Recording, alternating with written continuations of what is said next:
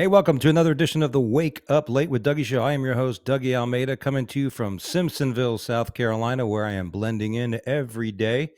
And we're excited. This is like the second week in a row we had a show. We've been missing every other week and stuff, and here we are. This is like consistency. This is the definition of continuity, everybody, which is a basis for success in any way.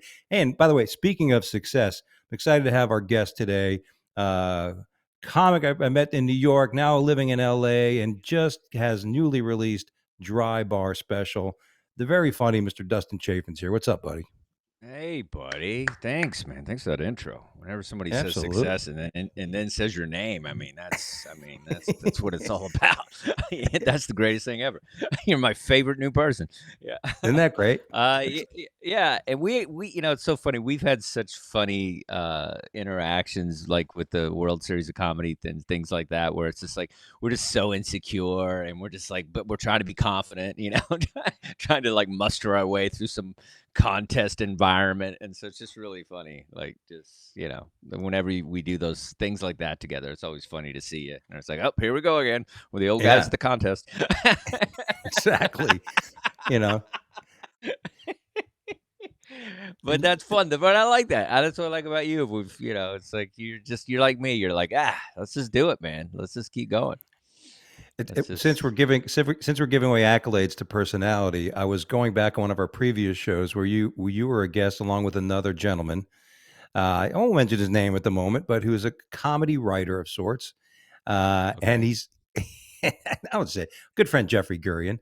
And it's kind of Oh, funny because he was like, you brought up like, yeah, I don't know if you're aware of this, Dustin, but Dangerfield's closed, and and you're like, yeah. well, I did a fucking podcast on it, like, you know Yeah, what I I mean? wrote a whole article on it. I'm actually working on the screenplay. Yeah, okay. Yeah, It's like because that's one of the things I definitely respect, and I feel like you and I have common. We're not the kind of people that can let something just idly go by without speaking out about it. You know what I yeah. mean? Like, Well, you and I are funny because we first met. It was like two peacocks, and then we figured out how to get along, and now we're friends and everything. But it's like, but that's saying we're very similar like that. We're straight shooters, and we'll throw down if we have to, and it's just very funny. It's like exactly. most comics are, don't have that edge or whatever. There's a bunch of dorks Exactly. just trying to be famous or whatever. And, and impressive to each other. Uh, since we're talking about comedy itself, I want to share a story with Yes. you. I had a conversation with somebody about an open mics, and we were talking about open mics recently. But we have a great open mic in the Greenville Comedy Zone every Thursday night, 8 o'clock. It's a great open mic, number one, because you usually have anywhere between 20 to 50, 60 people there as patrons that pay $10 or Wow, so or whatever to watch it, which for the that's most part, great. most Yeah. open mics, you don't have that. But that week was there was a great moment and it was a horrible moment. The first great moment was my friend Mr. Mike Lee, my wife's best friend's dad, who's 84 years old, went up on stage. I helped him up, Ooh, okay. and he went up just before me, and he told some jokes, and he got great laughs. Obviously, just to see him up there was fun. And he told a great. Why did the chicken cross the road? Well, because the cat that crossed before him had a laser pointer. But it was fun. You know what I mean? It was just great to see him tell the Yeah. jokes, and I was so excited. Then I went up, and there was a young lady sitting in the front who happens to be a comic. I found out it was her first time doing stand up, but she was there with three or four of her friends and was talking through almost everybody's set. Like, just being like, so when I got up there, she starts, and I'm trying to work on new shit. One of the things I talked about before the show, I'm trying to work on some of this new premise stuff. And she's like, man, she's talking and shit. I'm like, hey, aren't you a comic? And she's like, yeah. And I'm like, oh, what the fuck? You should shut up. You need to be respectful to people that are up here. Yeah. And it was, not that I don't know if it mattered, but she was a black girl and the other girl, and they got like, it was a movie theater and they were just fucking yelling shit at me all this time. And I wasn't going to sit. I was like, look, you're disrespectful. You shouldn't even go on stage. I can't even believe the comedy club should even let you go up. If I'm still here, I'm going to Mm, try to tell all the comics to scream at you when you're up here. And, nice. and, and you're one who's you ran a club, you know what I mean? You in New York, Yeah, and yeah, yeah. the Greenwich. Sure. So how does that Many when you clubs, when you actually. see action like what would you have done if you were me in that situation? It's tough, I have a very hard time with the back of the room. I have a hard time with regular patron. I mean, if you're any sort of comedian at all and you do something like that, then I think you should just, be finished as a person. Like, I can't take it. I mean, yeah, you tell people to leave if they can't respect comics. I mean, I yell at people. I remember I used to yell at people, and everybody treated me like I was a dick or something when, like, because certain clubs, sometimes the green room is not even like a green room. So it's like you can hear everybody laughing and joking and being stupid or whatever. And a comic is on stage trying to get laughs or whatever, and then you can hear everybody talking in the back. And it's like, I would always yell at people and be like, just respect the art, respect the craft. Like, I'm a crazy guy like that. So yeah, I would definitely throw that person out. Like, I would just, find a way to get them out of the room or whatever. But you have to respect the craft. It's so hard to do comedy, Yeah. and all you need is basics. And the basics is you need to be able to be heard. You need to be able to just not have people step on your punchlines, have the microphone work. There's like four things. And one of those things is people behaving in the room. Yeah. And you have to be So, seen, you I have don't to know. be heard. You're right. Those are two major Yeah. things. You're right. And my thought is there's one coming this Thursday, and I'm thinking if she's there, you know, Mhm. and I'm a bit of a I don't, listen, I'm a standout here in Greenville. I'm like a big fish in a small pond, moving to this I this like it. town. We got I a like great it. club, and they kind of like me because I'm a veteran and I help out. I do writers meetings there when I can with Brandon Rainwater, another great Right. local comic here. And I want to help out. I want to help comics get better, because we want the scene to get better, and we want the Yeah, club to have better absolutely. hosts and a better quality of comics in the network. So, but I'm just wondering, would I be stepping out of line if I see her there and I say, look, man, if she goes up, I'm not going up. I don't think this girl should ever go up here. She should be banned for a certain period of time. I would give her another shot, Oh and if yeah, she all does right. it again, I would give it. You know what I mean? I believe in a first mess up, and then the second you're out. Like, I would just kind of act like she's gonna be normal and pretend almost like it didn't happen, and then if she starts to act like an idiot, and then I think you should step in. You don't want to do that too soon. You know what I mean? Yeah, I got you. You know. Thank you. And if anybody Or you wants should to just hire, have her follow you. You should just have her follow you, and you just go up and do your greatest hits and just slam her off the stage. That's also one thing. You just get up there yeah, and just do like a regular set and just like smoke her, yeah, and then exactly. bring her up next. Yeah, follow that bitch. Follow that. Yeah. That's great. Exactly. And, I left because I had to take my friend Mike home and didn't want to stay there too long. But I heard when she went up, she obviously ain't a dick. It was her first time on stage. So, let's see if she's back. All right. So, I mentioned the dry bar special. It's funny when this happened because I'm Yes. working on my material to basically put in for it. And, Oh, great. tell us a little about it. I love the title. Is it something about grumpy pants? Like, Uh, yeah. Cranky Pants. Yeah. Cranky Pants. Fucking how appropriate. Did you come up with that Yeah. or did Me and my girl Leah both kind of came up with it. It's funny because it's like, well, I watched the set, and I'm watching the set, and I'm with the crowd, like, because it's Provo, Utah, so it's like I'm not gonna sit here and act like that's an easy, comedy crowd, and so you have to kind of pull it out of, and you have to be clean in this whole thing. But so it's very appropriate when you see the set, because I'm like, whatever, and I just kind of do my thing, and I was really happy with it in the end. But it's funny.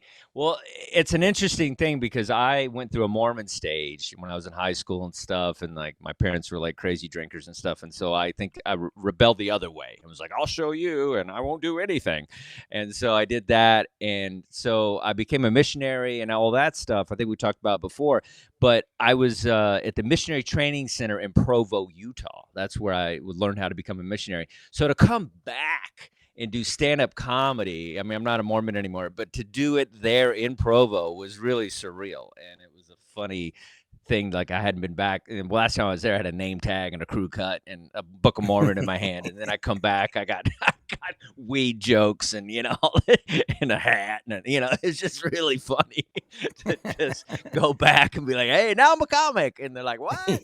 We thought you look were who's one of us, transitioned? and yeah, yeah. So I transitioned, yeah, into this crazy life. So it was fun. I really enjoyed it. I've always liked the dry bar specials, and it's I've really worked on trying to, I was kind of raised by all these like filthy guys in New York City, and these are brilliant guys like David Tell and certain guys that where it's like, they didn't care and they just went in edgy. So a lot of my comedy kind of that and just not caring what I was saying and whatever. And then and then working with other guys that were a little cleaner, recently and stuff, touring with guys that, kind of more family friendly. It kind of prepped me a little bit for this thing. And so Yeah. it was very exciting to know that I could put something together and then they would actually air it. Because I didn't think they would. Because I got in trouble on the first show. They were like, all right, no Yeah. midget jokes, no Muslim jokes. I was like, what? They're clean. So then I had to go back in the second show. I didn't like that set as much as the first show, but it's like, come on.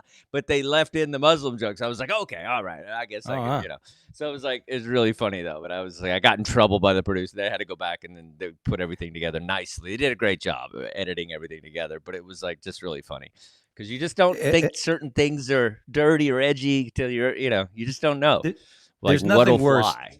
There's nothing worse as a comic when a booker or somebody says, "Now you got to be clean," and you're like, "Oh, okay." Let's like how do we define? Because listen, it's got to be PG-13, and I start thinking, well, you never met my 13-year-old nephew, because I could That's funny. I could do anything in front of that kid.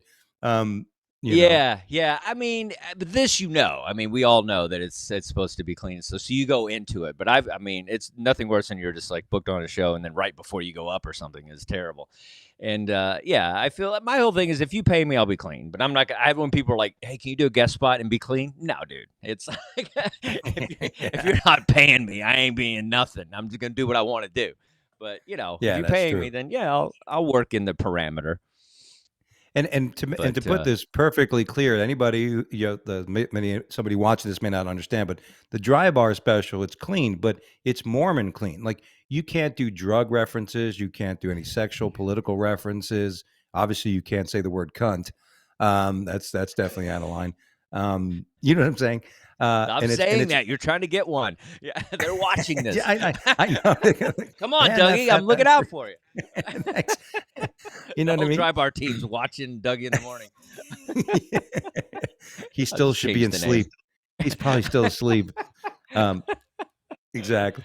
But but it is, and it's tough, and the longer we do comedy, I think the easier it becomes to write, because we become wordsmiths, and I've gotten to the point where it's like I find it even easier, and because once you develop that persona on stage, what some people call the voice, or that you develop that swagger on stage, and I learned this from Rich Voss. It's not about jokes you write; it's about saying shit that's just funny, and people looking at you and just saying, "Oh my God," you know what I mean?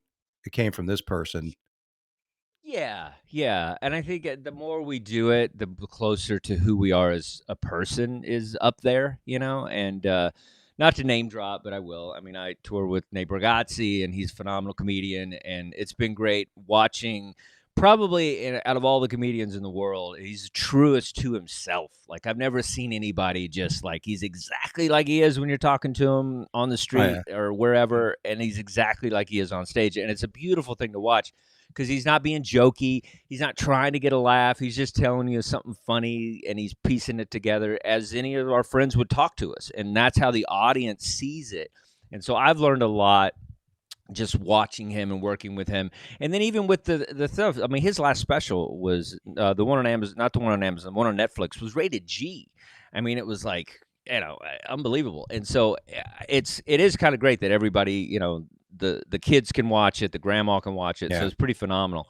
But he would talk to me about being clean. He was like, look, dude, you could still be edgy. You just can't, say the F word and this and talk about sex, but you could still do your edge. And so once he kind of made that clear, it made it easier for like in this Dry Bar, I do drug references, but I come from it as the angle of a recovering addict.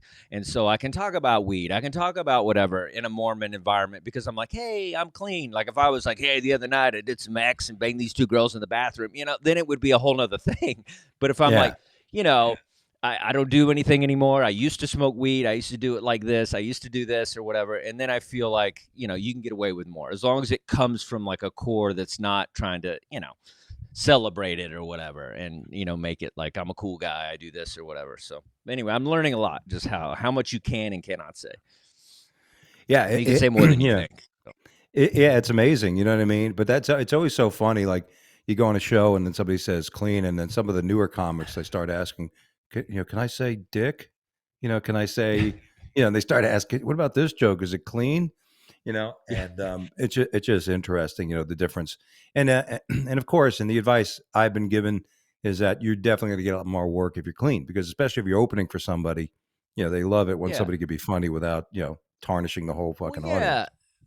I mean, I pride myself in being able to do both, and I think you're a guy that could do both. And I think it's like, that's I open, for one guy that's like totally clean, and another guy's just like, I mean, totally edgy. So it's like, I can do whatever I want on both of those shows. I mean, on the one show I can do whatever I want, and the other one I, rein it in a little. But yeah, I think it's good to be broad.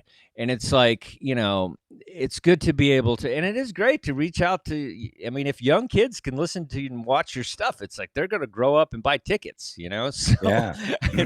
it's actually just a smart thing. I remember Jim Gaffigan started out real edgy and just like the rest of us, smoking cigarettes and writing bits and being crazy and drinking and everything. And his first album was really edgy and dirty, and that's the F word and everything. And then he took the same album and made it clean, like the same material, and just made a clean version of it. And that's when he started to pop off, because they Wow. played it more on Sirius XM, because you get more play if you're clean, because, there's like more channels for it and whatnot. But I mean, it's, but you don't have to be clean. You know what I mean? Like Right. there's, like there's certain guys you can just be edgy and dirty, and Cat Williams. I mean, these guys are millionaires, and it just, I don't know. It just, you figure it out as you go. But as long as you have a fan base, I think it's. But I don't have a big fan base, so I need to hit everybody I can. So it's Exactly. like I tried the edgy fan base, nah. So I'm going for a cleaner fan base. Somebody come to me. It's you mentioned that who you opened for. You opened for obviously Nate Bargatze, who's very Mhm. funny. Obviously, I've seen a bunch, and T.J. Miller, like you said, Yes, these TJ's are, the other one. Yeah. and he's the other guy, and that's first of all, it's great when you have, I'm just trying to find one real big comic that's going to have me, hey, use open for him on a regular basis or her, Yeah. but you got two, you lucky bastard, and you know, Yeah, and that's how it it's works. Well, good I had to though. get something out of running rooms. You know what I mean? Yeah, exactly. I had to get something out of 100 emails a day. Somebody had to give back eventually. Yeah. That's funny. That's definitely that is the one major benefit of running a room. That's why I still do it and promote shows, is because the relationship you develop with other comics, Yeah. it's priceless. Great. But now let me ask you, because of that, you mentioned Nate Bargatze. One of the questions I want to ask you was, what is it? What's it like? You've obviously, especially with Nate, I think we were talking about one of the episodes. You were in a theater, like in an arena, if I remember correctly. Oh I yeah, ca- we played crazy, beautiful theaters across the country. We're I think we're the next gig I'm on. We're in Pittsburgh. We're playing with a Penguins play, so Wow. it's like it's insane. I mean, it's beautiful. I almost cry every time. I'm like that. I'm almost emotional every time in the back. I'm like, they see my, and they put your face on a big screen, like I'm, what am I, Springsteen? What's happening right Yeah, now? So exactly. it's It's an like awe moment. I'm just this dork from Texas trying to tell jokes, and they got me. So yeah, I mean, it's great. And then Nate uses guys like, we're all from New York, so it's like me and Vecchione and Nick Novicki, and guys that kind of. So he keeps that New York vibe, and so we all know each other from way back when nobody booked us at on anything. And so it's fun to have that. But yeah, man, it's great. I mean, it's I'm still figuring it out every time I do it. I'll never get used to that many people. I mean, I'm a club Yeah. comic, true and true. I like to do crowd work. I like to play around, and then and sometimes you could do a little bit of that in a big, but it comes off kind of weird sometimes. It's like, no, you in the blue shirt. No, You- the one behind him. section 174. Yeah. Hey, you. Yeah. But I'll still mess around with it sometimes. But yeah, I mean, it's still definitely a timing thing, and I'm more animated in a huge stage. I'll run Yeah, around and Chris Rock it a little bit and stalk the stage, and you get to play with it more. So I enjoy that, but it's definitely great. I'm very blessed and happy to be able to just do all these kinds of shows and venues. But yeah, it's really it absolutely. is weird. It's weird every time. I'm like, oh, what is going on? It's funny you bring that Get me up. to. It's funny, but like I remember when I first started doing shows and they had like a poster of you right next to the headliner or something like that. And Yeah. of course you'd be like, "Oh my god, I gotta get a fucking selfie. Look at me," Oh, I and still do that. Yeah, absolutely. yeah, of course, it's It's like always in the exciting, bathroom. Yeah, yeah. It's like you go if you perform at the Reno Laugh Factory, if you're the headliner, the minute you get out of the airport, there you are on a big billboard, Yeah, and I you're love like that looking stuff. That's around. so cool. Yeah, it So is a cool. really Yeah. fucking cool feeling. It is. Now, like you said, it's Well, obviously one it thing I must. was gonna say, Yeah, one thing. So do you keep like all your posters and stuff? Because I had to stop doing that because I would just keep every poster from every crappy show I yeah. did. I I don't, was- I- I'm pretty sure you were at the studio at the house in Florida when in my oh yeah, podcast room. Remember yeah. when I You had had a all the bunch of wise stuff. guys? Yeah, I had all the yeah. The posters wise up guys. from there. It wallpapered the whole fucking room, and and I used to. Now, I mean, on my Snapchat, not my Snapchat, my Snapfish, whatever. I need most of my flyers. I usually try to save them, but I just, what am I going to do? I'm going to sit home one day when I'm 85 years old. I remember that show, You might. You you know, might. Yeah. I, you know, and you might be pissed if you didn't. You're like, Yeah. Yeah. No, it's interesting though. Yeah, it's just I don't know. I think I have some of my first flyers, and they like misspell my name and stuff, and I'm like, I don't yeah. care. It's still great. Oh, isn't that the worst? I mean, it's bad. I don't know how anybody can look at my name, Dougie, and pronounce it Mhm. Doogie. Um, you know, like one of my really good friends, God bless my buddy Chris Priester, the teacher who passed away, comedy buddy of mine who died at 51 a couple weeks ago. Everybody's in shock. We used to do the Ebony and Olive comedy tour. I'm the Olive, and I was watching it was great because they had the service on live stream, and I'm watching it. And our family sent a nice big array of flowers and a stand, and because I love the guy, and they're announcing it now. This is from Dougie Almeida, and I'm like, and it's funny because a few comics who were Doogie at the service called Albania. me, What? yeah, Armenian, yeah, I think he's from Armenia, and he used to have this thing about being Unk and UNC. I'm an Unk, your older guy thinks he's Yeah, cool. yeah, yeah. Yeah, Yeah, yeah. T-shirts, and I said, and the last thing I said was "Long live Unk," and the lady says, "Long Yeah. live one." I'm like, "Oh, it's Unk." And it's funny because Even I got even about at your funeral, people mess it up. Yeah. yeah. I mean, They I get it I wrong. Even had when you're dead, people get it wrong. yeah. I had like 3 comics call me like, "Hey, they just called you Doogie here at the service." And I'm like, That's great. I'm just glad to have been a part of it." But when we talk about theaters and stuff, like, explain the difference. Like you mentioned, like being at a club, you see people, but when you're in like a big arena like that, I mean, I haven't. I mean, I've done some bigger theaters, and I've realized that the difference of pacing, like how much, how it affects your timing, and like it's like you said, you parade around because you got a big stage, you got to use it because Yeah. you want to be sitting talking to one people over here, right? But Yeah. how different is it when like you're not like you're like how quickly you speak or how you time out your Yeah. joke? I mean, naturally, that you gotta kind of come off with a little more swagger and all that stuff. And I think it's funny. This last show I did one. It was about. It was. I love how this was the smaller one. It was like 3,000 people, Ooh. and I was this little shithole. And so, and I remember I was on stage. It was Wichita Falls. It was where I kind of grew up a little bit. I boxed there. I was my family's from there and stuff. So that's also another thing when you have family to come to see you. It's like I want them to see Yeah, me in a big place, but at the same time, I'm like, I don't want to mess this up in front of them, in front of yeah, this many people. So you're just like you're torn between whatever. yeah. And I remember, and I was on stage, and it was this big, beautiful theater and everything. And then in my head, I had these light gray pants on. I don't know if you've ever done this on stage. And I thought I had a pea spot, but so the whole time I'm trying to do my, and I'm trying to keep my swagger, and I'm trying to do these jokes. And the whole time I'm like, and then I see these girls on the left, and it looks like they're saying it. Hey, he's got a pea spot. So I'm just like losing it in my head. So it affected my whole rhythm because I was just like, and I didn't want to look down because then it just looks obvious, and oh my god, it was hilarious. But That's fucking yes, I don't know funny. why I brought that up, but the That is rhythm so is funny. definitely different. You just take your time because you know, and it's weird because sometimes you may not get a laugh on a joke, and then when there's that many people, it's like, oh man, you can't let it phase you. Like a comedy club, it's like if something doesn't hit, you can kind of like, look at your face. What's going on with you? And you can really kind of go after somebody, or you can pull it out, or you can Right. make fun of yourself. Like, oh, I guess I'm not whatever, but not for everybody. When you do that at a theater, it looks pretty sad. When you're just Yeah. like, I guess I'm not for everybody. I guess you're not. And there's like 3,000 people. Well, we're most of the town, so I guess you're not Yeah, for this town.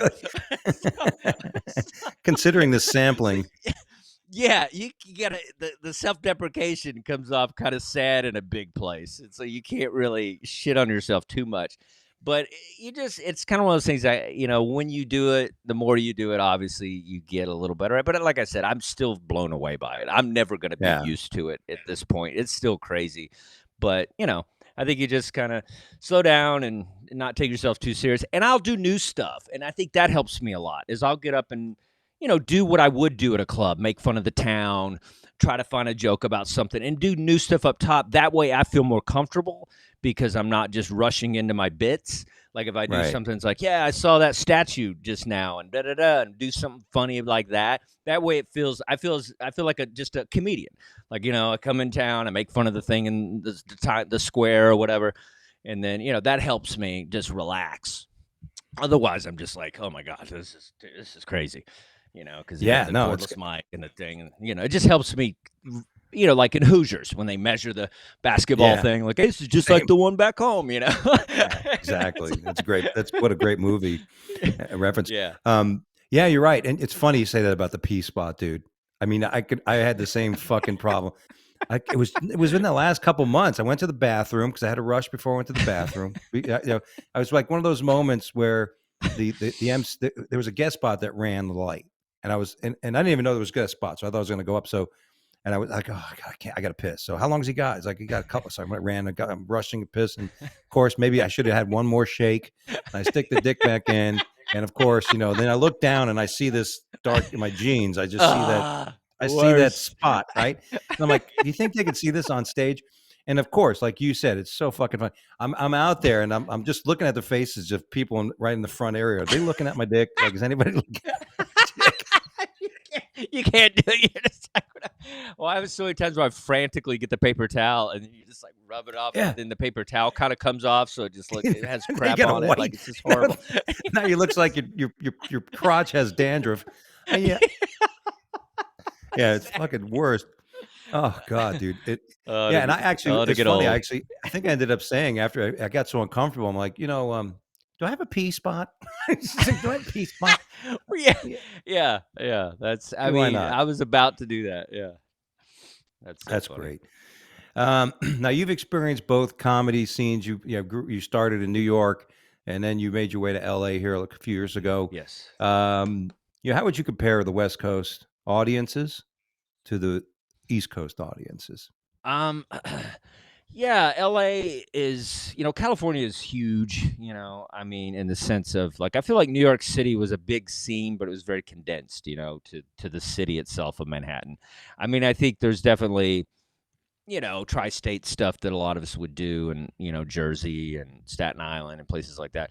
But LA has a very different scene within it. Where I feel New York City, most of the clubs are kind of all the same. You might get a little cooler vibe in the Village, but pretty much, Times Square crowd, Upper East Side crowd, they're all kind of the same. In LA, it's very divided. Like, it's very hipstery. If you go like Silver Lake or somewhere a little young or whatever, it's kind of a certain kind of white, maybe more woke audience or whatever. But then you get North Hollywood, you get some cholos and some Mexican crowds, and it's like that's my favorite because I love Yeah, a good Latino crowd and black guys and stuff like that. So that's what I like in my crowd. So I feel like it's a little bit of both. You might get that kind of uptight white audience, and then then you'll in the same Saturday night you might do a show in North Hollywood or something or a little further out, and you'll get a real kind of mixed crowd, which is always yeah, way more fun for what I do because I'm a little edgy and stuff, so it works better for me. yeah. I agree. So you I just was just at kind of the I was just at the San Luis Obispo Comedy Festival, which is in San Luis Obispo. And nice. I hadn't performed in the West Coast in a while, so I'm thinking, oh man, I hope some of these jokes go over well. If they're woke, and You know what I mean?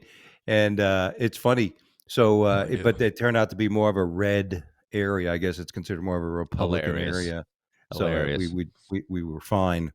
Um, and you're right. It's Yeah, funny you California mentioned that. surprises you like that. Yeah. No, I was waiting to be Yeah. lynched and shit, or like pulled out Yeah. and like I was performing in Portland, Oregon, or something. Which is crazy. But yeah, and it's funny because I tell a joke basically where it's so funny. It's like I posted the video, and basically the joke is I asked my wife to go to Home Depot to get me a wet vac. She comes back with a Mexican.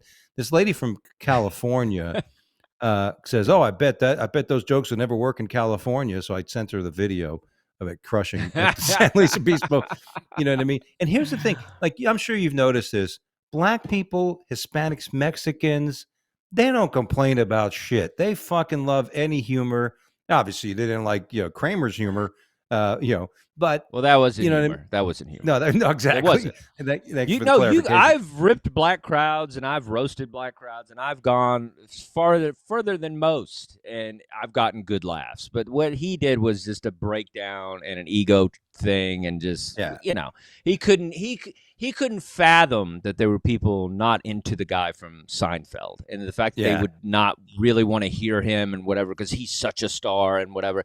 And so yeah, his ego caught up with his racism, and he just the two is not a good combo. So I mean, Yeah. He I'm not never saying came it's okay back to from be that. racist, but if your No, ego he and your racism comes together, it's an explosion of no yeah, good. that's a bad combination. It really is. It's like Pop Rocks and Pepsi. I Yeah, you know, there you go. we can make it, but you're right. I mean, ego, because I mean, how many? That is you're right. I mean, I can think of moments like that where something's happened, a heckler or something like that's what usually would get in the way of a bad heckler situation. From it turning into something really funny or something it turning into when the comic gets the ego part of it in the way, right? Yeah.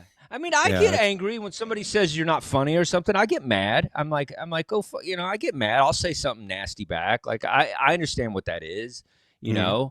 but there is there is kind of a line, Yeah.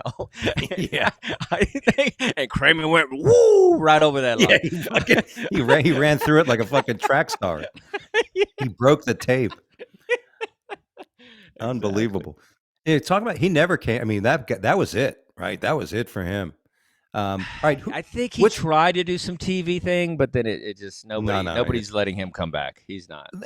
Not that I was planning on bringing this up, but speaking of people, if they can come back, Will Smith, do you think he could? I mean, I've already said I'll never pay to watch anything he does. I don't, I've had it with that ridiculousness, and and the love I have Yeah. for Chris Rock and everything, which we're going to talk about today as well. But I mean, I don't. Yeah, I mean, I've seen a lot of people come back lately. It's like, I didn't think Louis would come back the way he's come back. I'm not comparing anything, but I'm just saying the way people respond to things, and people Yeah, like Mel Gibson. I never thought he would. He's pretty revered. He could do a movie right now if he wanted to, and he yeah, pretty much. He's not back like he was.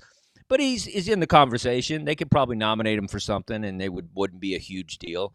But I don't know. I mean, as a comedian, we think of it differently because we feel like he crossed the line of somebody just trying to tell a joke, and then you get up and try to hurt us like that.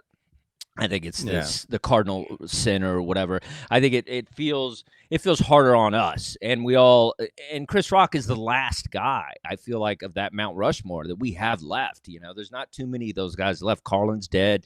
All these guys are dead. So it's like Chris Rock is our guy. So I feel like most comics we have this kinship to this guy that's just like the best, and just always so funny and always takes and so yeah, for him to attack that guy. It's like if he attacked Cat Williams or something, we'd be like, Cat's funny, but Cat probably had it coming. But like Chris yeah, is like, yeah, yeah. Chris is our It's Kevin true. Hart. You'd be like, he's getting too much work anyway. But Chris Yeah. Rock I don't know, it feels personal, It because he's did. kind of I mean, our, when he slapped him, I felt like he was slapping me. I really did. It yeah, was a weird.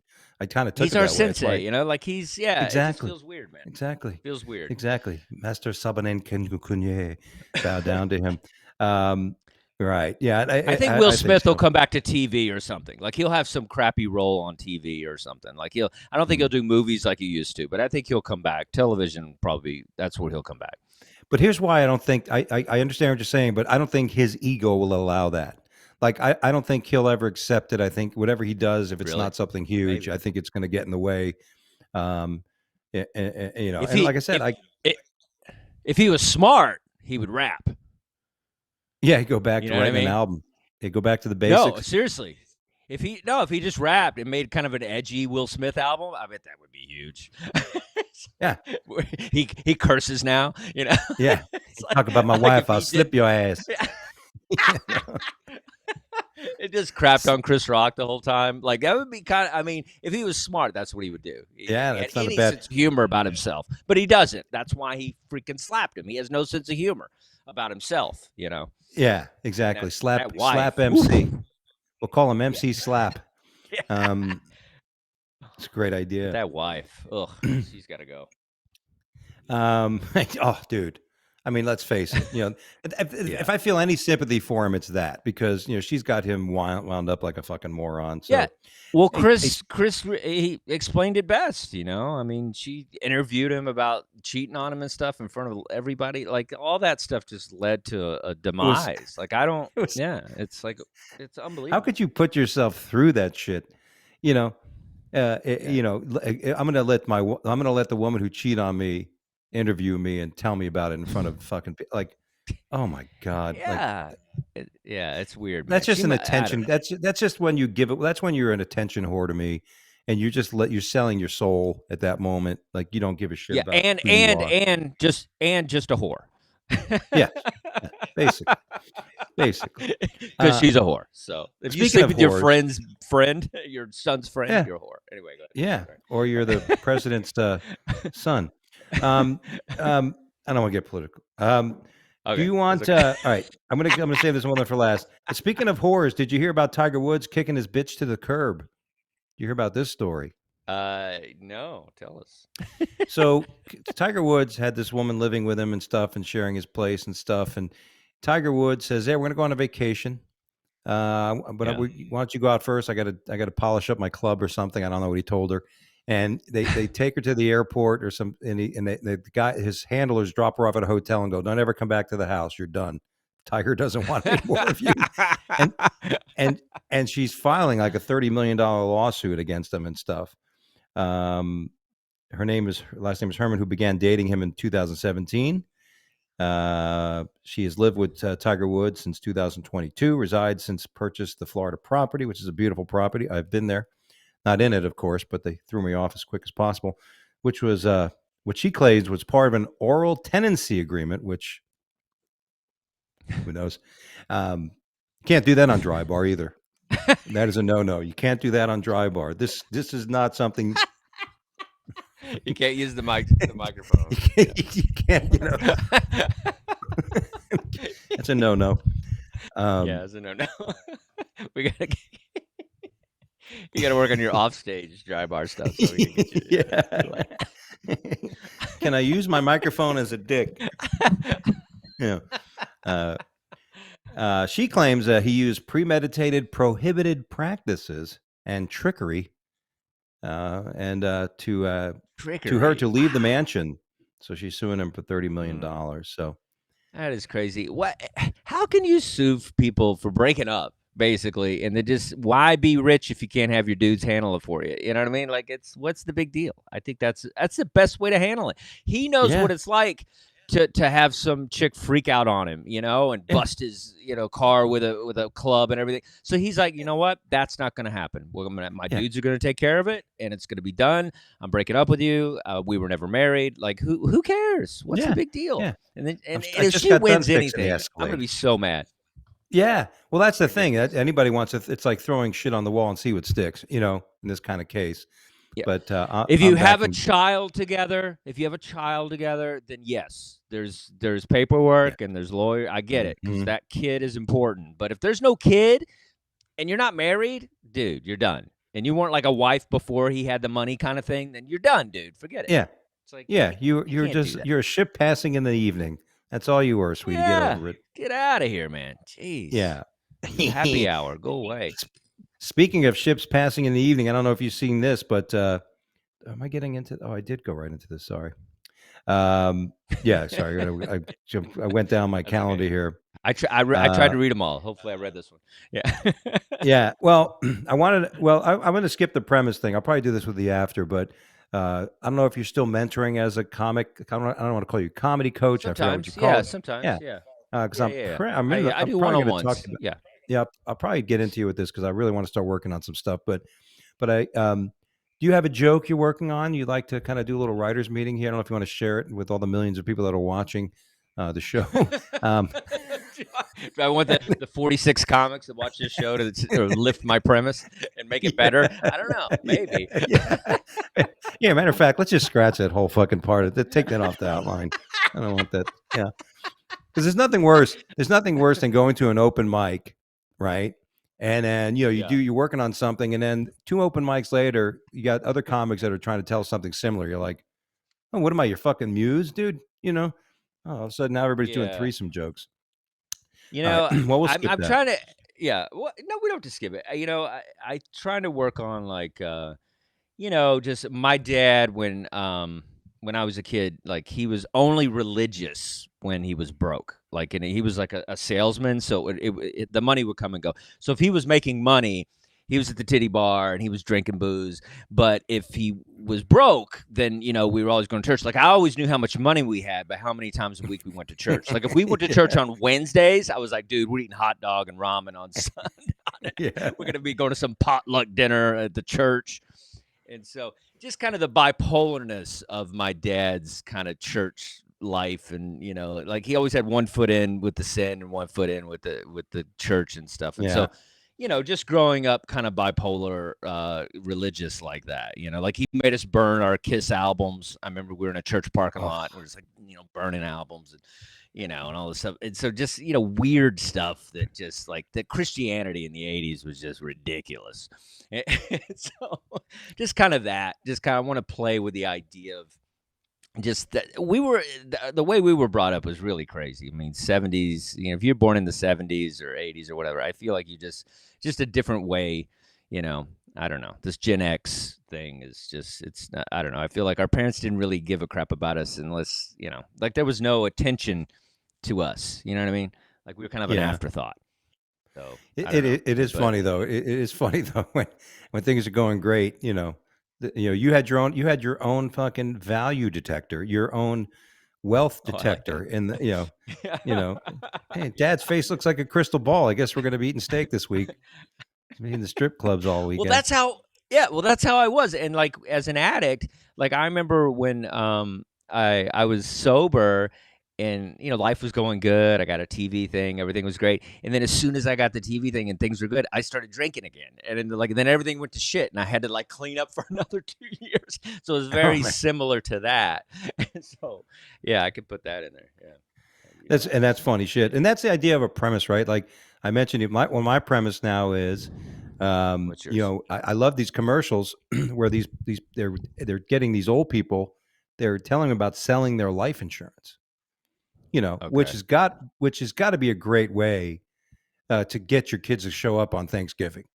You know, to come by every once in a while. Like, if a parent says, "Oh, you're not, you can't make it for the holidays," no, it's okay. I understand, no problem. Listen, that's okay. You got your things to do. I get it, son. Great. I love you. No problem. But oh, by the way, like the old Columbo.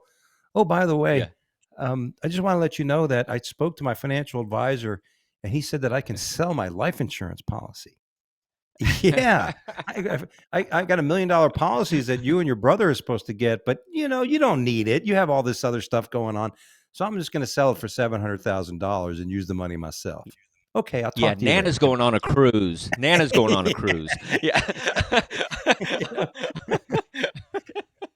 And it's just funny, like Yeah. this would be like almost a skit thing, like a Saturday Night Live skit where you see the kids Yeah. watching the TV program, like that's mom. What the fuck, But Yeah. that's the idea of a But I premise. like So yeah. I like her buying stuff too. Like, like, what do you mean you have a Lamborghini, Nana? Like, what, just yeah. like just buying crazy stuff. Yeah, that's really Yeah, funny. the mom calls his son, "My back hurts. Why does your back hurt? What are you doing something? What are you Yeah, it's really hard for me to get in and out of the Corvette I just bought. What the fuck? What do you mean? You That's great. Yeah, there you yeah. go. Yeah. So there we go. We got a little musing there. Good, Yeah, good, that's good what to we go. do. A little quick workshop. Yeah, That's how we go. there we go. All right. The last of the questions let me ask you of our segment. Um, you find out your buddy's wife is cheating on him. Do you tell him, and if so, how? That's a weird one, man. It's there is a bro code thing, I guess, of just like you feel like you have to tell your friend, you got to let them know. If it depends how close the friend, depends how close you are to the friend. You know what I mean? If it's a Yeah. comedy friend that you kind of see once in a while, you're like whatever. But if it's like a real friend that you love and stuff, yeah, you have to tell. I don't think you have to. There's a way to do it that's better than the other. I think you just have to be like, look, dude, she's cheating, she's banging, dude. You need to like, she's not worth it. Or you do whatever you want because she's banging dudes. You know what I mean? Like, and you don't never bring it up. That's what I would do too. I'd be like, oh, okay, I guess we can just bang whoever we want. I Yeah. guess that's what's happening now. Yeah. It's. I'm glad you feel that way because there's something I want to talk to you about, Dustin. No, I'm kidding. No, I'm kidding. Yeah, as a joke there. But you're right. Like I actually had a friend recently have this happen. Like it's actually his wife. It's a little different. His wife's friends. He found out the female friend of the wife the guy found out that the husband's cheating, and Mm. and shit like that. And then it was like, would you say anything? I'm like, again, being a little separate there. I'm like, you know, uh, I had a situation once where I knew the couple. I've known them both, and I found out she was cheating, and I was closer to the guy. We played soccer together and shit. And I went to her and I go, hey, I know about you and so and so. So either you fucking end it, or I'm gonna tell so and so. Oh, You're we're so not. She did, Italian. and then I love it. she denied it, dude. She Wow. she denied it. Oh, no, you're crazy. You don't know what you're talking about. Oh, I don't. Okay, and I went and fucking told him. And Oh and wow. he's he went crazy. He Yeah. hired a private eye and everything, and got Well, video I to you know what I think yeah. I would do too is last night I was watching bad television with my mother and Cheaters was on. Like we were Oh, laughing and that's watching that show. So that's what I would do. I would make sure that like, hey dude, at least get a credit out of this. yeah. Let's just get the film Seen on crew and like cheaters. it's so funny because they're sitting there. They're like making out in a booth at karaoke or something. Then a film crew comes in. You cheated Yeah. on me, and like everybody flips out. Like that's the best way to tell somebody. I think. Oh It's yeah, like a that is a full great. film crew. I've actually brought that up because like you, I started watching it here and there. My wife was funny. My wife, a few days ago, we were watching it. She goes, I haven't seen this show in a long Yeah, time. And you never so like to silly. watch it with Yeah. your wife because then they start looking at you like, oh, you're not doing this shit, are you? But it's you always get that shit. Or the guy's doing something you may have done years ago, like, oh, you used to walk out of the room when the Sure. phone rang. I'm like, no, that's because I like to walk. Um, but but it's funny, and I've used that on stage before. There's hey, are you guys married? And like, no, and then like, oh, I hope some guy doesn't pull up in a black Escalade and the film crew comes walking in here and Exactly. ruin the show. But and that's funny. So yeah, you got to tell them. All right, here's our segment. Did you hear? And of course, we mentioned Chris Rock here. Our first story: Chris Rock botched Will Smith joke, edited out. It was actually edited out of Netflix. Our last show, we brought it up. Mm. But I don't. Did you saw his special? Did you see his recent special? Yeah, and that makes me very angry that they edited it out because there was the most beautiful part of the special. I felt was a who has the balls to go live. I mean, that was phenomenal, and the fact that he did that was just badass. Nobody's more badass than that. And then number two, just the idea that it was like what the rest of us have to deal with. I didn't think the crowd was very good. I thought they set on some really good jokes. Like, some of that stuff he was talking about, with the Kardashians and people, he was just crushing, and some of the crowd was setting on it a little bit. And then number two, and number three, or whatever, the fact that he, messed up a joke is just what we do sometimes. And so it Yeah. felt so natural. I felt like we were just in the back watching him at a club, because it was like, oh, he messed up. That's we all mess up jokes. Like, that's what it is, Yeah. It's like, it just is what it is. I'm sure musicians mess up a note and they're like, Yeah. I screwed that up, and you just keep going. And I think that they would try to edit that and make that a bad part. I think that's not. I don't like that at all because I love the idea that it was so organic that it was left in there, and I thought that was cool because it's like we mess up, but then he saved himself, because we're natural. We're not robots doing comedy. We're human Yeah. beings, and we mess stuff up. He's older, whatever it happens. Like who cares? But Yeah. I think that's so lame. Yeah, I think it's a great point because it's like when you watch a live concert, they are playing bad notes, and that's the beauty of being at a live venue Yeah, as opposed to some who cares? program type music. I agree. You break a drumstick, you Mhm. bust a string on the thing. Like these things, that's what makes it authentic. It's beautiful. I love watching that stuff. It's organic Yeah, and I get. real. The idea of the joke was, I guess, Will Smith did a movie Concussion, and he was relating it to Yeah. getting hit in the head as a concussion. But yeah, I agree. I didn't mind it. I was surprised, like you. I was like, and that's when I realized he's doing this shit live. He did it live. Like, wow, you're right. That is Yeah, fucking like, and then you you know realize, what I mean? oh, he's human. He's just a real Yeah, dude. Like, yeah, yeah. he's the I comic. mean, I mean, he's listen, a very successful, great comic.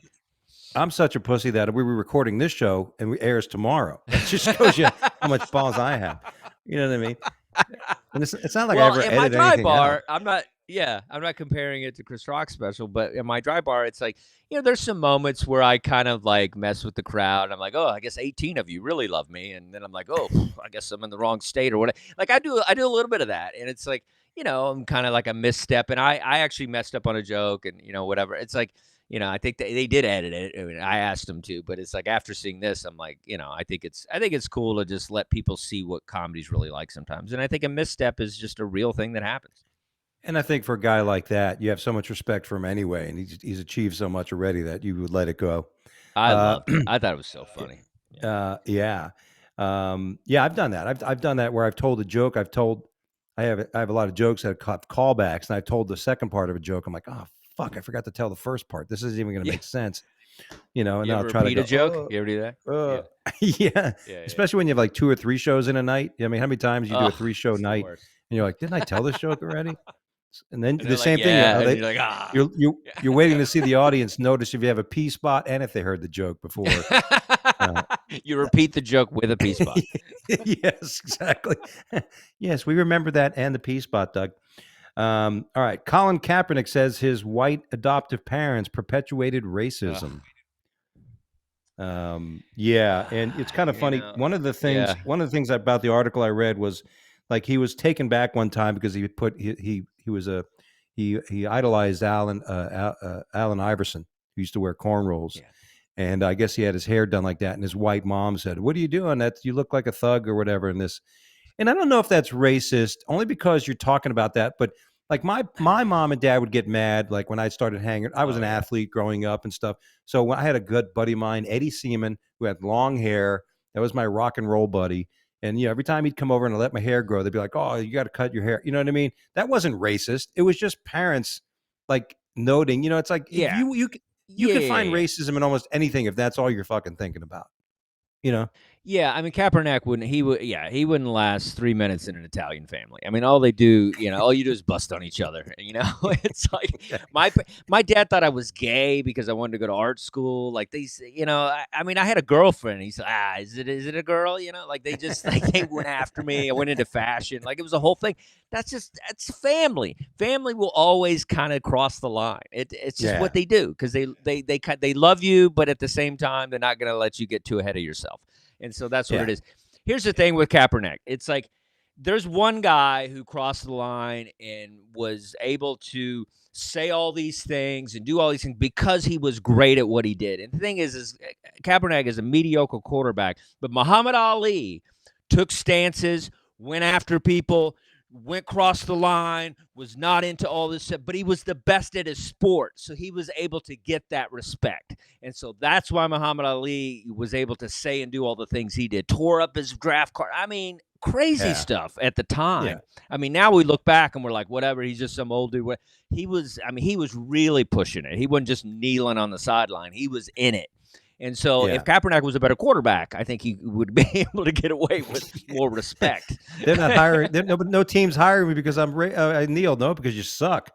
That's why they're not hiring you. Does he want to go back or something? I don't know. No, I He's think trying to get. He's come always on. trying to go back. Like, shut up, dude. Listen, Yeah. I have a better arm than him at this point. And I will say this. When it comes to a gentleman like Muhammad Ali, one of my top 10 human beings of all time. when you say that. So I agree. Like, here's a guy that stood up in the drift and fucking Yeah, really, you know what everything. I mean? This guy, and he was an amazing, right? He was one of the greatest. Yeah. He was like, It he was probably goes iconic. against some of your values of what you feel about this country, but the fact that he was so good at what he did, you listened, you heard him out, and you let him be because he wasn't annoying Absolutely. like this Kaepernick guy. Like, it's just ridiculous. Oh, yeah, a complete night and day. Somebody actually said they Yeah. compared him one time, and I laughed in their fucking face. So, speaking of Yeah, family, a dad discovers his daughter is a stripper and refuses to make car payments any longer. It's my money, he says. Now you don't have any children as of this moment, right? no, no. Okay. You don't either, right? Uh, no, I have a stepdaughter, Oh, and okay. That's right. and I always would worry about that kind of thing, God forbid. But people were giving this guy heat because he didn't know she's going to college, and Mhm. he's paying her car payment. And somebody came to him, said, "Hey, your daughter's stripping at the at the Tits Bazaar at Tootsie's over there." And the guy says, "Well, guess what? If that's the case, I'm not paying your car payment anymore." And everybody's getting mad at the guy That's for his not paying right, the car you payment. know? Yeah, who cares? You don't get a freebie in life, and if somebody is giving you one and they don't, I my dad didn't talk to me for years because of jokes I was doing about him. And so it's like the fact that, this guy was paying the car and like she's stripping and showing her hoo-ha. I mean, he has every right. And I don't think people realize it's like Chris Rock had that joke. You just got one job, keep them off the pole. And so when they get to the pole, you're on your own. It's Yeah, like, and they made good money. You're making probably better money than he is. yeah, Why does he have to pay for exactly. the car? Some of those girls make $2,000 a night. Like, okay, that's a car payment. You're okay now. It's not like he Yeah, left her in the ditch. She's doing heroin or something. Like, she's it's like working. I mean, yeah. Well, I that's have what no somebody said. disrespect for strippers. Yeah. Well, this is the problem. What may happen though, she's just dancing, but now that he's cutting the car payment allowance, maybe now she's going to have to go in the back room VIP and do a smoke 'em slow for the extra money that dad isn't paying. So he may be attributing to her hoary lifestyle. What is And her to any stripper name women, and where's this club? yeah, let's all visit and help out fund dad's reimburser. I say this as somebody who spent over $30,000 in a strip club one year. I'm a pretty proficient Good for aficionado. you. No, Wow. I did, I dude. I should hang still out got with the you more. memories. I got Yeah. all the memories. They're up here. Instead of pictures of posters of all the shows I've done, I'd like to see all the strippers that uh, took There you home. go. Who hasn't had that moment where you're waiting outside a strip club and everybody's gone and the security guy goes, "Everybody left, dude. It's time to go." Fuck, she said I was going to wait for her. Um, but here's the problem with it, ladies. If you're going to do it, yes, you make good money. Yes, it's better than working in a McDonald's and all that shit. But here's the problem: you condition yourself to making easy money, and then you realize that you can't ever go get a real job because you never have the same financial reward. So that it tarnishes your whole image of the understanding. So that's a little fatherly moment for somebody who never had kids, but I banged plenty of strippers. Um, Here's a different parent. Maryland mom attacks Dry daughter bar. for alleged. Trying to get on dry bar. Yeah. Hey, we want you to leave that story out, Doug. Damn, that was funny. Hilarious. Maryland mom attacks daughter allegedly bullied in middle school. Police say Oh, I this love woman didn't this. like it. I Yeah, love they're a great this. story.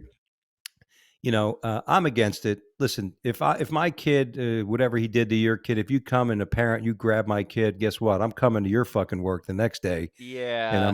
I you mean, know, you're absolutely right, but there is something kind of beautiful that that your mom would care that much to get, that she would come slap some yeah, kid or whatever. I mean, I love that. I just don't love her actually doing it. But you're supposed to yeah, call the mom and you're supposed to slap the mom. Is what you're supposed to do. And be like, you're yeah, teaching your kid bad behavior. How about I whoop your ass? That's what should happen.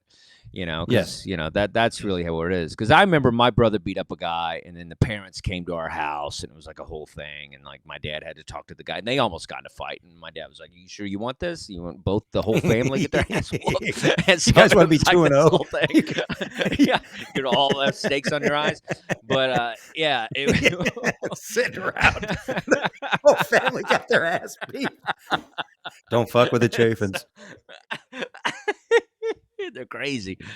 But yeah, so I mean, yeah, you don't do it, but you do go over there. I'm all about that. Like if somebody messing with my cub, I'm gonna go to their house and be like, look, this is not cool. We don't do this anymore. You know what I mean? This is not the Yeah, 50s. Like stop, don't mess with some. Let's have love and peace at school.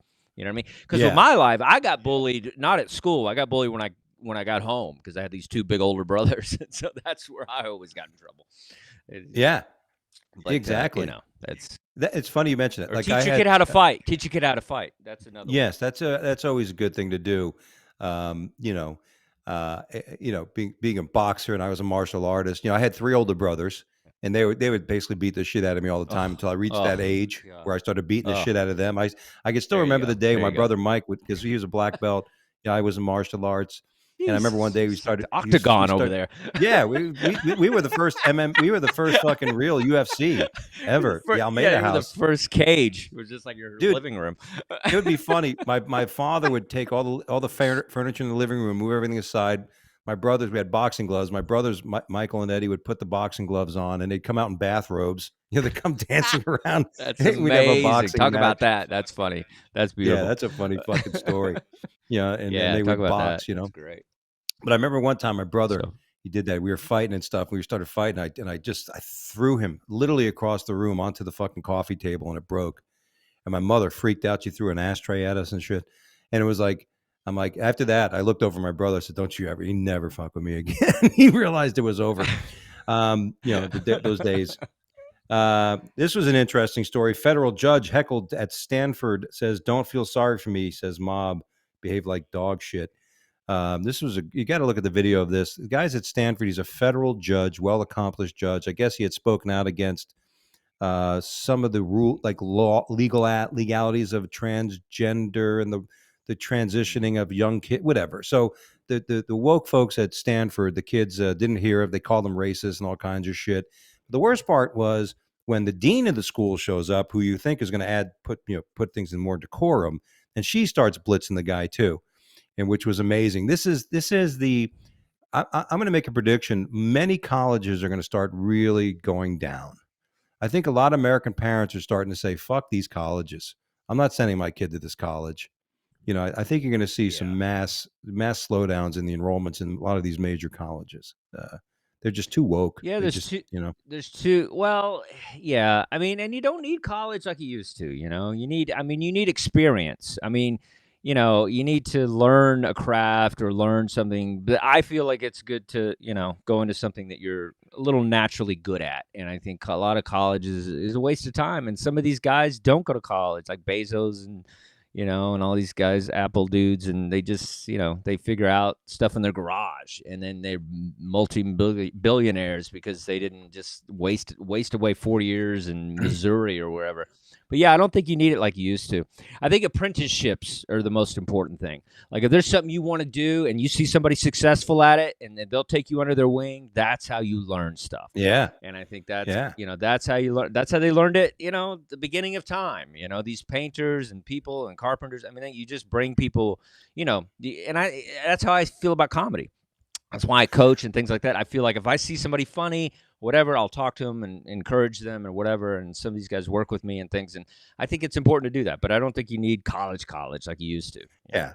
College is the key to get in. Like when I mentioned martial arts, like people say you're a black belt. I'm like, listen, when you get your black belt, that's when it all begins. That's like when you go to all college is you being prepared to go to a corporation or a company, but you're a blank slate. You're an idiot. Basically they're just hoping you've learned some basics that allow you to be molded into what, they want you to be. And you're right. We need more trades. We need more plumbers. We need more work people that are going to work hard and this kind of shit. You got all these people with degrees that think they can fucking run shit. And, I mean, look what happened with SVB Bank. You got banks failures. Why? Because you got people put in positions that have no idea what the fuck they're doing. Gotcha. All right. The last thing I want to show you here, actually, we're going to skip this. But cruise ship comic, let's skip to this, Ben, but a cruise ship comic, not comic, cruise ship magician gets attacked when he gets a little close to a guy's wife. Play this video if you can, Ben. Murphy was performing a card trick that involved consensually swapping cards with a female audience member like a kiss when a man rushed the stage and tackled him to the ground, that man reportedly being the female's partner. The magician showed this video on his TikTok with a statement, "My assault on board. Entertainment, comedy, and magic are not contact sports. Yeah. This guest should not have been allowed." Go. Let's cut that. I mean, that's another, There's congratulations to the magician for using it to push his, get a little more attention, right? Yeah. I think that's a good idea. Magicians are creepy, man. They're so creepy. I was at the Magic Castle recently, and that's a cool place to go if you're ever in LA. It's a really fun thing. It's like all these different rooms, and I do like magic. I do. I'm a dork for it. I think it's fun. Like, it's a craft, and people are good at it, and it's phenomenal. And there's a lot of bad ones too. That's the worst. Nobody wants a bad magician. Just your card? You're like, nope, not even close. But but I feel like the whole time there was a guy kind of hitting on my girl. And it was like he was doing it through magic, and it was just like, all right, dude. It's kind of like, hey, here's a heart of club, kind of like the heart that I feel for you, and like he was just like saying stuff, and I'm like, all right, man. Like, it just felt like he was hitting on my girl the whole time he was doing the magic. So I could see if somebody's drunk and you're getting unlimited booze or whatever, and some dude's like, and I don't think that you don't do that, dude. You know, that's a 7th grade thing. Like, you do that to kiss the girl, like the card thing or whatever. So yeah, I don't think he should get his butt kicked, but I don't think that guy should do that act anymore. I mean, I worked with a magician. I worked with a magician once. The only thing he made disappear was the fucking crowd. Hey, hey, that works. Well, we're pressed on time here. We usually do a segment called Let's Associate, so we're going to write right through this. I'm going to give you a few words. Give me your first thought or quick story behind it. The first word is first expression is in the lead. In the lead. I wasn't ready for this. Not the Steelers. I don't know. That's my football team. There you go. That works. The second word, incapable. Incapable. Most people that book comedy clubs. There you go. Unheard of. Me. For now. Just for now. You'll be heard of. Temptation. A girl that says I'm funny after a show. Yeah, really? Really? Right? Like, that's the thing. People are always just like, the big boobs and all. Nah, a chick that really thinks you're funny, that's you're just like, oh man, I would give it all for you. How true is that? I had this Spanish one time. Oh my God, we loved you. I'm like, oh my God, I'm gonna leave my wife. No, only kidding, honey. Only kidding. And the last word, follow up. That email I need to send on Thursday. Yeah. There you go. Well, that's all we have time for here on the Wake Up Late with Dougie show. I want to thank Dustin for joining us today. Be sure, by the way, it's out, right? People can see the Dry Bar. Dry Bar. If you want to go, you can get a free month of Dry Bar if you put code D Chafin, my name, Chafin. I think you get a free month if you want to check that out. Thank you, buddy. This is great. I appreciate it. Yeah. I got to get to my other show that's starting now. There you go. We'll definitely let you go there. Twitch. Thanks, Dustin, for joining us. Be sure to check out his Dry Bar special. As for me, this Saturday, I'm going to be in Charleston area at Summerville, South Carolina at the Old Trolley Theater. Very funny young lady's open for me. Sue Ra, who's doing great out there. She started in Miami when I met her. Originally, she's our opening act. And Keith D is our host. The Old Trolley Theater this Saturday. And next week, I'm going to be in Florida. I'm going to be at the Greystone Hotel in Miami Beach on Tuesday night. Be sure to come there. Private gig in Wilson, Florida, Wednesday. But Thursday at the Space Coast Comedy at the Blind Lion in Cocoa, Florida. And on Friday and Saturday at Madcaps in New Smyrna Beach. Go to DougieAlmeida.com for more dates. Thank you so much, guys, for checking out. We will be off next week, but please subscribe to our YouTube channel and our fan page on Facebook. God bless. Take care, and be sure you don't walk on stage with a pee spot.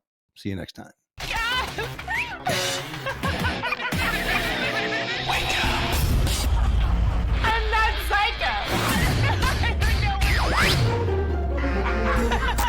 Wake up. Wake up.